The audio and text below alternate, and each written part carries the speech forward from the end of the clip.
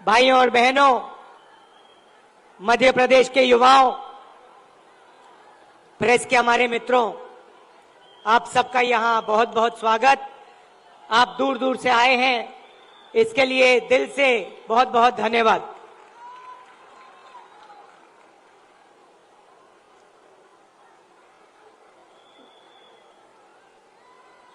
विचारधारा की लड़ाई है। एक तरफ कांग्रेस पार्टी, दूसरी तरफ आरएसएस और बीजेपी। एक तरफ गांधी जी, दूसरे तरफ गोडसे।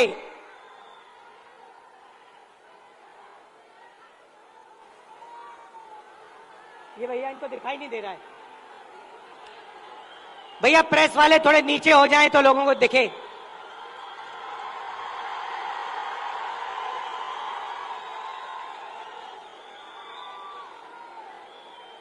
बात सही है, क्योंकि प्रेस वाले हमारी मीटिंग तो दिखाएंगे ही नहीं।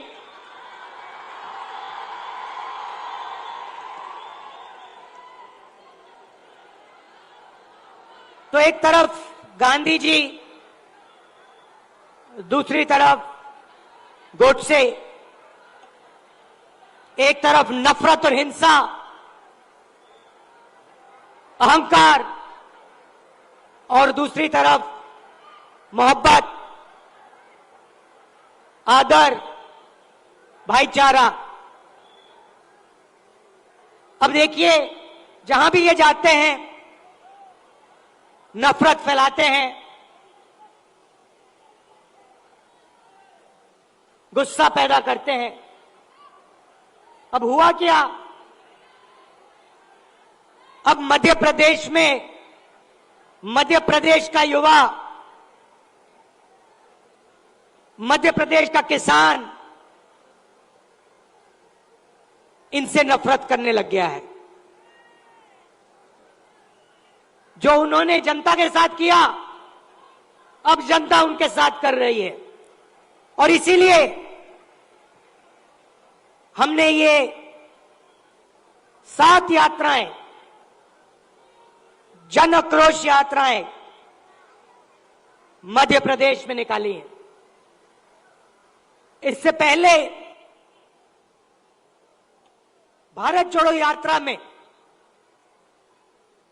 कन्याकुमारी से हम कश्मीर तक चले और मध्य प्रदेश से पैदल निकले। कमलनाथ जी, कितने किलोमीटर चले थे हम यहां? नहीं, मध्य प्रदेश में टोटल कितने चले थे? नहीं, यात्रा कितने किलोमीटर चली थी? लगभग 180 किलोमीटर। हाँ, ये देखिए, 370 किलोमीटर हमारी यात्रा मध्य प्रदेश में चली थी। किसानों से मिले, युवाओं से मिले, माताएं बहनों से मिले। मुझे सिर्फ 2-3 बातें कही। सबसे पहले, मध्य प्रदेश हिंदुस्तान में भ्रष्टाचार का सेंटर है, एपी सेंटर है।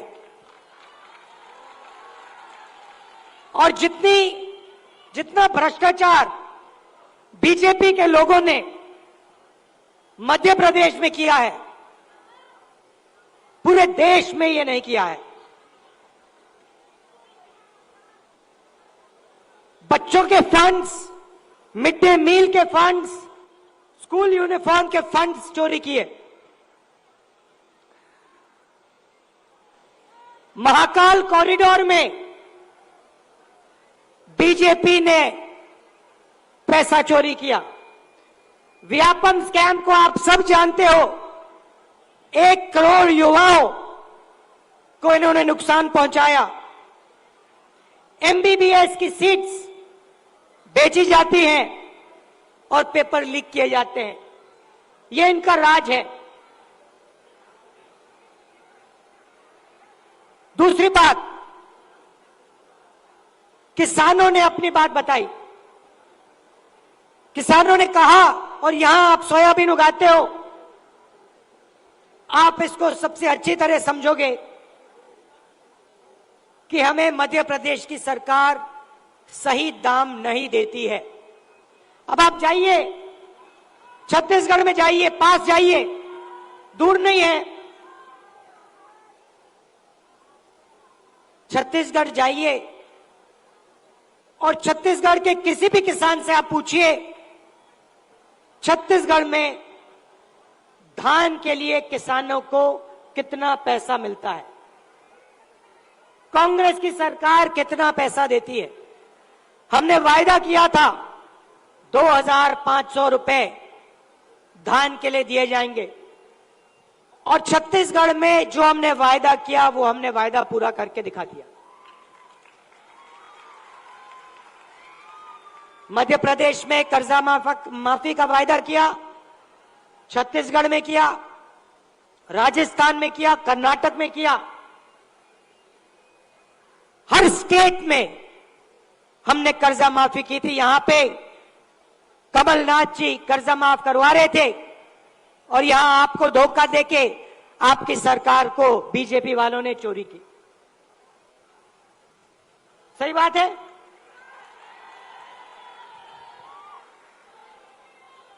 भाई और बहनों, 18,000 किसानों ने यहां पे पिछले 18 साल आत्महत्या की है। 3 किसान हर रोज मध्य प्रदेश में मरते हैं। ये इनकी सरकार है। क्यों? क्योंकि ये चुने हुए लोगों के लिए काम करते हैं। पहली बार हिंदुस्तान की हिस्ट्री में पहली बार किसान टैक्स दे रहा है।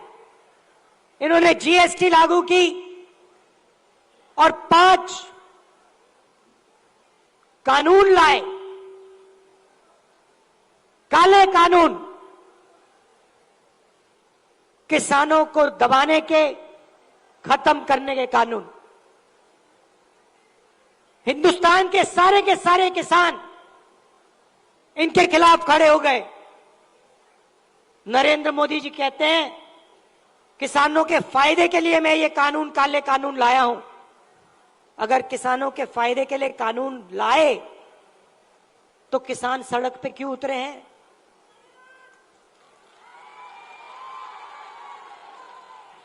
नरेंद्र मोदी जी कहना चाहते थे कि किसानों को कोई समझ नहीं है, किसान अपने हित को नहीं जानते। नरेंद्र मोदी कहना चाहते थे कि हिंदुस्तान के 2-3 अरबपति अदानी जी किसान को फायदा पहुंचाने के लिए काम करते हैं। भाइयों और बहनों, आप कर्नाटक जाइए, राजस्थान जाइए, छत्तीसगढ़ जाइए, हिमाचल जाइए, हमारी सरकारें गरीबों के लिए, कमजोर लोगों के लिए काम करती हैं। कर्नाटक में हमने 5 गारंटी दी, गरीबों के लिए, महिलाओं के लिए, किसानों के लिए। आप जाइए, कर्नाटक में जाइए, कर्नाटक की महिलाएं बस में जाने के लिए 1 रुपया नहीं देती हैं, मुफ्त में घूमती हैं। कहीं भी जाना हो कर्नाटक में, कर्नाटक की महिलाएं फ्री में जाती हैं। हर महीने उनके बैंक अकाउंट में सीधा पैसा आता है, सरकार पैसा देती है। छत्तीसगढ़ में जाइए, किसानों का कर्जा माफ किया, किसानों को सही दाम दिलवाते हैं। राजस्थान में जाइए, स्वास्थ्य के बारे में पूछिए, मुफ्त में वहां पे दवाई मिलती है। 15 लाख रुपए का वहां पे फ्री में इलाज होता है। हार्ट सर्जरी करवानी हो, बड़ी से बड़ी सर्जरी करवानी हो, राजस्थान में जाइए, पता लगाइए, राजस्थान की जनता को वहां पे फ्री में सर्जरी मिलती है। सरकार जनता के लिए चलनी चाहिए, सरकार किसी संगठन के लिए या एक दो बड़े उद्योगपतियों के लिए नहीं चलनी चाहिए। और ऐसी ही सरकार हम यहां मध्य प्रदेश में चलाना चाहते हैं। और कमलनाथ जी का काम आपने देखा है, काम करना जानते हैं, और जो उन्होंने काम शुरू किया था वो काम वो मध्य प्रदेश में पूरा करने जा रहे हैं। मैं आपसे आखिरी बात कहना चाहता हूं, पार्लियामेंट में मैंने अदानी जी की बात उठाई, भाषण दिया। जैसे ही मैंने अपना पार्लियामेंट में अदानी जी का भाषण दिया, वैसे ही बीजेपी ने मेरी लोकसभा की जो सदस्यता है उसे रद्द कर दी, खत्म कर दी। आप सोचिए, अदानी जी की रक्षा करने के लिए एकदम मेरी लोकसभा की जो सदस्यता थी उसको कैंसिल कर दिया।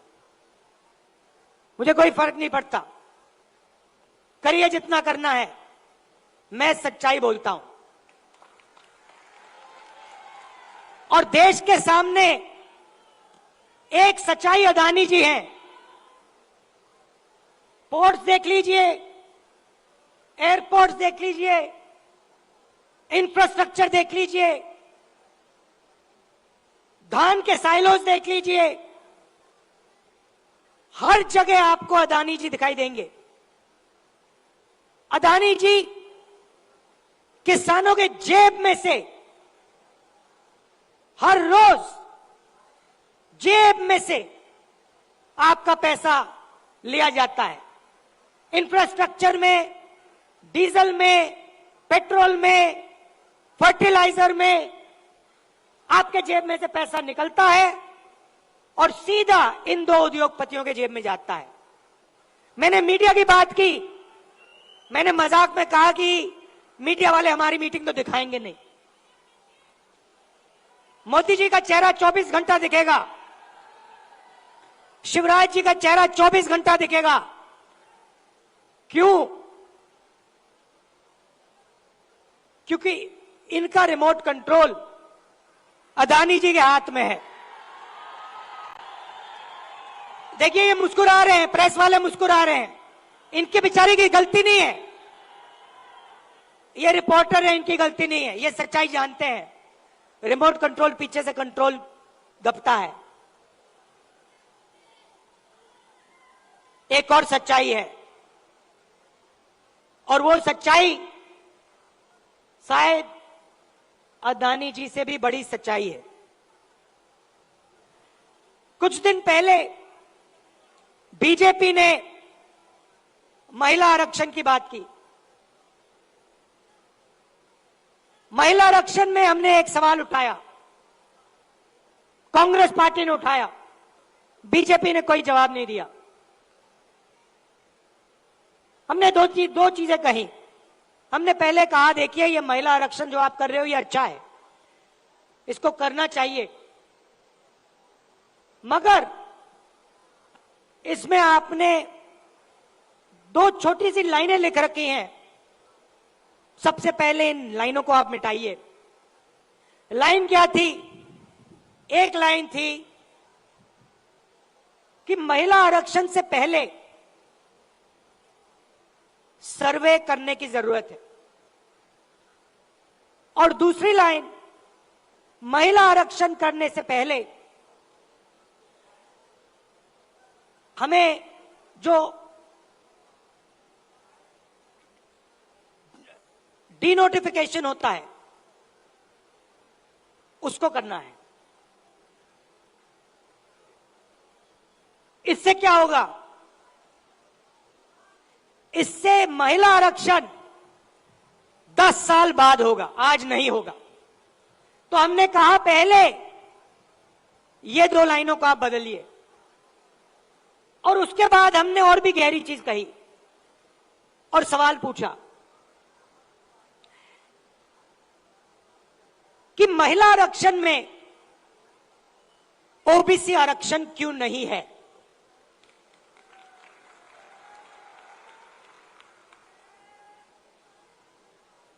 ओबीसी आरक्षण महिला आरक्षण में आपने क्यों नहीं दिया। नरेंद्र मोदी जी, आप कहते हैं कि आप ओबीसी के लिए काम करते हैं, आप ओबीसी के नेता हैं,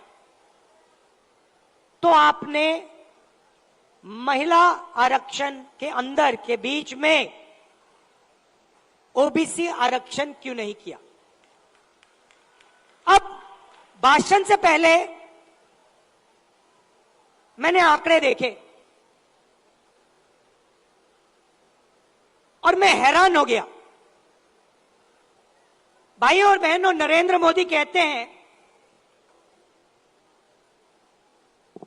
कि बीजेपी में ओबीसी के एमएलए और एमपी हैं। सबसे पहले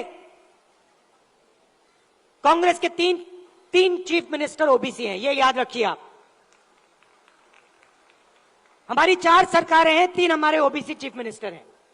दूसरी बात, आप पार्लियामेंट में, विधानसभा में चले जाइए और बीजेपी के किसी भी एमएलए से पूछ लीजिए, एमपी से पूछ लीजिए, आपसे कुछ पूछा जाता है क्या? जब कानून बनाए जाते हैं आपसे कुछ पूछा जाता है? आपको कहेंगे भैया हमारे से कुछ कोई नहीं पूछता। कानून आरएसएस वाले लोग बनाते हैं, कानून अफसर बनाते हैं, कानून बीजेपी के एमएलए और एमपी नहीं बनाते। सच्चाई भाइयों और बहनों एक और है। सच्चाई यह है कि हिंदुस्तान को 90 अफसर चलाते हैं। कैबिनेट सेक्रेटरी और secretary of government of India Hindustan की सरकार को चलाते हैं। 90 लोग ये कानून बनाते हैं, ये निर्णय लेते हैं पैसा किधर जाएगा, कितना पैसा कहां जाता है। अब मैं आपसे सवाल पूछना चाहता हूं, बीजेपी के 10 साल से सरकार है, 90 अफसर सेक्रेटरी हिंदुस्तान को चलाते हैं। मैं हिंदुस्तान के सब ओबीसी से पूछना चाहता हूं, नरेंद्र मोदी जी कहते हैं आपकी भागीदारी है हिंदुस्तान की सरकार में, मध्य प्रदेश की सरकार में। आप मुझे बता दो, इन 90 अफसरों में से ओबीसी कितने हैं? ओबीसी की आबादी कितनी है पहले ये बताओ। कितनी आबादी है ओबीसी की हिंदुस्तान में? देखो, कोई जवाब नहीं दे सकता, कोई जवाब नहीं दे सकता। क्यों? क्योंकि कास्ट सेंसस नहीं हुआ है। भाइयों और बहनों, लगभग ओबीसी भाइयों की बहनों की 50% आबादी है हिंदुस्तान में। बात समझिए, आबादी 50% है और 90 में से 3 अफसर ओबीसी के हैं। और एक और मजेदार बात बताता हूं, 2 साल पहले आप देखते, 3 साल पहले आप देखते तो हिंदुस्तान की सरकार में, नरेंद्र मोदी जी की सरकार में 90 में से 0 अफसर ओबीसी से थे। यह देश की सच्चाई है। नरेंद्र मोदी जी ओबीसी के लिए, दलितों के लिए, आदिवासियों के लिए काम नहीं करते हैं। आपका ध्यान इधर उधर करते हैं। दूसरा सवाल आपसे पूछता हूं, हिंदुस्तान की सरकार का बजट लाखों करोड़ रुपए का बजट है। मैं आपसे पूछता हूं, ये जो 3 ओबीसी अफसर हैं, इनकी भागीदारी कितनी है? ये बजट पे कितने रुपए पर निर्णय लेते हैं मुझे बता दो। मैं आपको बताता हूं, तकरीबन 45 लाख करोड़ रुपए का बजट है। आप मुझे बताओ, ओबीसी अफसर कितने रुपए पर निर्णय लेते हैं मुझे बता दो। नरेंद्र मोदी जी की ओबीसी की सरकार है, सब शांत, किसी को नहीं मालूम। क्यों? ये आपको नहीं बताना चाहते हैं, आपकी सच्चाई आपको नहीं बताना चाहते। सच्चाई भाई और बहनों ये है कि हिंदुस्तान के पूरे बजट में 5% की भागीदारी ओबीसी के अफसरों के हाथ में है। ओबीसी अफसर 3 हैं 90 में से, और 5% बजट को कंट्रोल करते हैं। यह है नरेंद्र मोदी जी का काम। नरेंद्र मोदी जी ओबीसी की सरकार नहीं चलाते हैं। नरेंद्र मोदी जी का काम जो आरएसएस ने उनको दिया है, आपका ध्यान इधर उधर करने का है, नफरत फैलाने का है, हिंसा फैलाने का है। अगर सचमुच में नरेंद्र मोदी जी ओबीसी के लिए काम करते थे तो 90 में से 3 अफसर ओबीसी के कैसे हैं? 3-4 साल पहले एक भी अफसर नहीं था ओबीसी का। हिंदुस्तान को तो ये चलाते हैं। शिक्षा में कितना पैसा जाएगा, स्वास्थ्य में कितना पैसा जाएगा,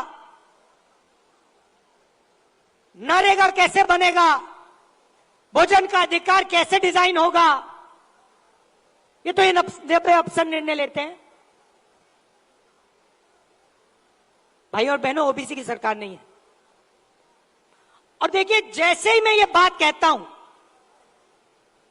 आप नोट करना, आज मैंने यहां खुले में यह बात बोली है, ये सारे के सारे टीवी कैमरा बंद हो जाएंगे।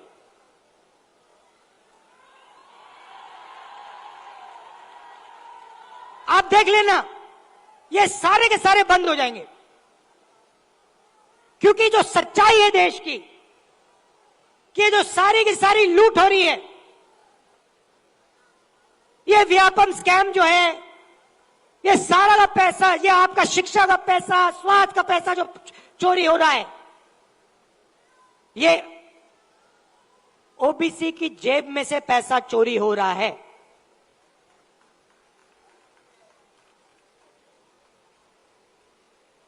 ये मैं आपसे कहना चाहता था, इसको आप मत भूलिए। सबसे जरूरी चीज, जैसे कमलनाथ जी को चोट लगी, आपको चोट लगी, सुना है, लगी ना? कमलनाथ जी यात्रा में निकले, रथ पे, रथ के कोने पे खड़े थे, बहुत भारी भीड़ थी, धक्का लगा, घुटने पे चोट लगी। कमलनाथ जी जैसे ही आप अस्पताल गए, पहला काम क्या हुआ? डॉक्टर ने पहला काम क्या किया बताइए?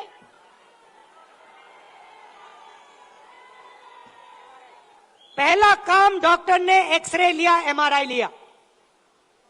उसके बाद डॉक्टर ने कहा हां, घुटने में यह प्रॉब्लम है। अब मैं यही बात कह रहा हूं, सब लोग कहते हैं हिंदुस्तान में ओबीसी है, दलित है, जनरल है, आदिवासी हैं, मगर जब हम सवाल पूछते हैं ओबीसी कितने हैं, जनरल कितने हैं, दलित कितने हैं, आदिवासी कितने हैं, कोई जवाब नहीं दे पाता। देखो, मैं पूछता हूं, भैया ओबीसी कितने हैं हिंदुस्तान में? कोई नहीं दे सकता। तो मैं ये कह रहा हूं कि अब वो समय आ गया है कि हमें हिंदुस्तान का एक्सरे करना है। यह पता लगाना है कि अगर 90 अफसर हिंदुस्तान को चला रहे हैं और उसमें से 5% भागीदारी ओबीसी को मिल रही है, तो क्या ओबीसी की आबादी 5% है क्या? हो ही नहीं सकता। तो अगर उनकी आबादी 5% नहीं है, अगर उनकी आबादी 50% है, तो उनका 5% बजट पे कंट्रोल क्यों है? उनका 50% बजट पे कंट्रोल क्यों नहीं है? अब जब मैं ये सवाल उठाता हूं, बीजेपी के लोग कांपने लग जाते हैं, नरेंद्र मोदी जी भाग जाते हैं, अमित शाह जी कुछ और कहते हैं, हिंदू मुस्लिम कहेंगे, नफरत फैलाने की कोशिश करेंगे। भाई और बहनों, देश के सामने एक ही मुद्दा है, कास्ट सेंसस। ओबीसी कितने हैं और उनकी भागीदारी कितनी होनी चाहिए, यह हिंदुस्तान के सामने सबसे बड़ा सवाल है। और कांग्रेस पार्टी की हिंदुस्तान में सरकार है, पहला काम यह हम करके दिखाएंगे। अब बीजेपी के पास मजे की बात सुनिए, कास्ट सेंसस कांग्रेस पार्टी ने किया, जब हमारी सरकार थी हमने किया। सारे के सारे आंकड़े नरेंद्र मोदी जी के पास हैं। हिंदुस्तान में कौन सी जात की कितनी आबादी है, हिंदुस्तान की सरकार जानती है। हिंदुस्तान में ओबीसी कितने हैं, हिंदुस्तान की सरकार जानती है। नरेंद्र मोदी हिंदुस्तान के ओबीसी को यह बताना नहीं चाहते हैं कि आप कितने हो, क्योंकि वो आपको भागीदारी नहीं देना चाहते हैं, वो आपको सच्ची शक्ति नहीं देना चाहते हैं। वो आपके लोगों को विधानसभा में बैठा देते हैं, मगर फिर उनको बिल्कुल चुप करा देते हैं। हम चाहते हैं कि सबकी भागीदारी हो, किसानों को सही दाम मिले। ये सबका हिंदुस्तान है, 2-3 उद्योगपतियों का नहीं है। इसीलिए हमारा पहला काम कास्ट सेंसस होगा, और जैसे ही हमारी सरकार आएगी हम देश को बता देंगे इस देश में कितने ओबीसी हैं, कौन से कितने जात की आबादी है। ये अगर हमें सचमुच में हिंदुस्तान की जनता को शक्ति देनी है, तो जैसे कमलनाथ जी का एक्सरे हुआ था, एमआरआई हुई थी, वैसे ही हम हिंदुस्तान का एमआरआई, हिंदुस्तान का एक्सरे करा के देंगे। आप सबका दिल से बहुत बहुत धन्यवाद। नमस्कार, जय हिंद।